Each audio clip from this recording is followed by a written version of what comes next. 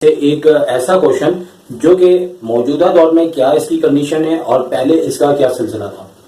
क्योंकि ताल्लुक से मुराद ये है कि आपका क्वेश्चन में कोई भी वैल्यूज आपको बदल सकते हैं, लेकिन तरीकाकार उसका बिल्कुल वही रहता है। और क्वेश्चन को पहले पढ़ लेते हैं, फिर इसका इंट्रोडक्शन करवा देते हैं आपसे। इसमें बोला है find the middle term in the expansion. यहाँ पे कोई भी ब्रैकेट आपको बुक के अंदर से या अपनी तरफ से तब्दील करके दिया जा सकता है। जैसे कि अभी आपको जो क्वेश्चन दिया हुआ है उसमें कहा है कि x माइनस 1/x की होल पावर अगर 8 हो तो आप इसकी मिडिल टर्म फाइंड आउट करें। अच्छा, अब इसका इंट्रोडक्शन आपके सामने पेश करते हैं कि ये 1994 में आया, 98 में आया, उसके बाद 2001 में आया। इसमें हमें सबसे पहले फाइंड आउट ये करना है कि मिडिल टर्म। अब मिडिल टर्म का ताल्लुक ये है कि अगर 8 पावर हो तो हमें पता है 8 टर्म हमारी ज्यादा आती है, और जब 8 टर्म ज्यादा आती है तो 8 पावर है तो 9 टर्म आएंगी। हम इसे मैनुअल तरीके से भी फाइंड आउट कर सकते हैं कि इसकी मिडिल टर्म कौन सी आएगी। अगर 1 से लेकर 9 तक नंबर लिख दिए जाए और किनारों से काटते जाएं और सेंटर में जो अकेला बचेगा वो बचेगा 5th, तो वो आपकी टर्म होगी, जो हमने आपको मॉडल पेपर में एमसीक्यूज में भी आपको एक्सप्लेन किया था।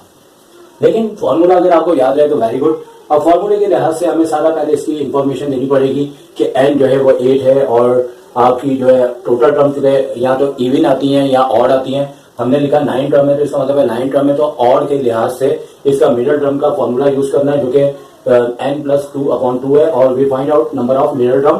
तो n हमने वही ले लेना है जो कि पावर के ऊपर था 8, और 2 ऐड किया तो फिर 2 से डिवाइड भी करेंगे तो 8 और 2 10 हो गया, 2 डिवाइड किया तो 5th टर्म आपकी जो है वो मिडिल टर्म है।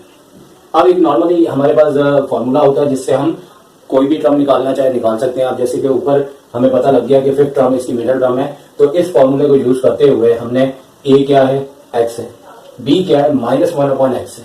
लेकिन और करके हमने बेहतर है कि अगर यहाँ पे भी x है या दूसरे पास में यहाँ जो वेरिएबल है वही वेरिएबल इधर आ रहा है, तो हम क्वेश्चन के अंदर एक स्टेप बचाने के लिए, लंबे से मुराद है कि सबको रिपीट करना पड़ेगा। आप इधर ही क्या करते हैं कि -1/x है तो और करके -x जब नीचे से ऊपर जाता है इसकी पावर नेगेटिव हो जाती है, वो करके दिखा दिया। इसके बाद हमने यहाँ पे 5th टर्म निकालनी है, तो फॉर्मूले के लिहाज से ये थी r+1 थी, जो थोड़ा सा ऊपर लिख दिया हुआ लेकिन डाउन लेवल पे होता है नीचे।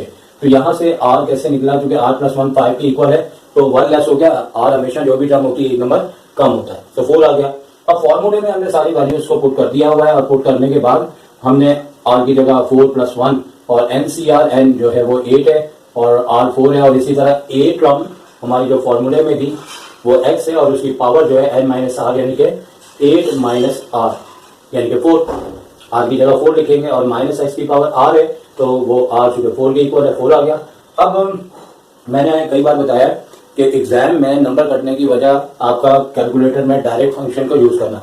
कैलकुलेटर में अगर आप 8C4 को प्रेस करेंगे वो डायरेक्ट इसका आंसर 70 दे देगा, लेकिन आपके एक आध नंबर जो कटते हैं इसके पीछे ये वजह बनती है। आप याद रखें कि इसको आप इस तरीके से काटें कि 4 फैक्टोरियल का मतलब है 4 से लेके 1 तक के नंबर मल्टीप्लाई करेंगे और उतने डिजिट 1 लेस करते हुए पीछे आ जाएंगे। ये 4 है तो ये 4 डिजिट एक नंबर कम, ये 4 से 1 तक आता है या 4 की जगह जो भी हो 1 तक आता है।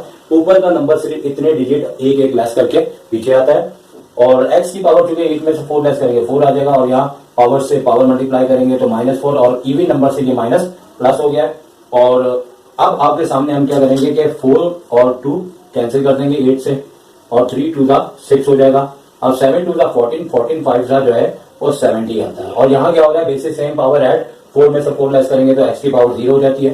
जब 0 आती है तो जाहिर सी बात है वो 1 हो जाता है, तो यहाँ पे 70 इसका आंसर हो गया। इस तरीके से याद रखें कि अगर यहाँ पावर ऑड हो यानी 9 हो, 11 हो, 13 हो, तो आपके पास इसकी 2 मिडिल टर्म आती हैं, और ये काम आपका एक बार नहीं बल्कि आपका ये 2 बार होता है। इस सूरत में सिर्फ इतना मैं आपको बता देता हूं कि अगर n आपके पास ऑड हो तो उस सूरत में आपके मिडिल टर्म के लिए 2 फॉर्मूले यूज होते हैं। एक होता है n+1/2 और एक मिडिल टर्म के लिए यानी कि सेकंड मिडिल टर्म के लिए होता है n+3/2। बाकी सारा का सारा तरीका का ये है। अब आपने ये याद रखना है कि बाज़ औक़ात वो नहीं कहते कि इसकी एक मिडिल टर्म है और ये नहीं कहते कि इसकी 2 मिडिल टर्म है, तो आपको खुद याद रखना पड़ता है। और वो याद इस तरह है कि अगर इसकी इवन पावर हो तो इसकी एक मिडिल टर्म होती है, अगर ऑड पावर हो तो इसकी 2 मिडिल टर्म होती है। पूरा का पूरा यही तरीकाकार होगा, लेकिन 2 बार आपको नंबर ऑफ मिडिल टर्म निकालते हुए 2 बार इसका आंसर निकालना पड़ेगा। तो उम्मीद है कि ये आपको क्वेश्चन समझ में आ रही है।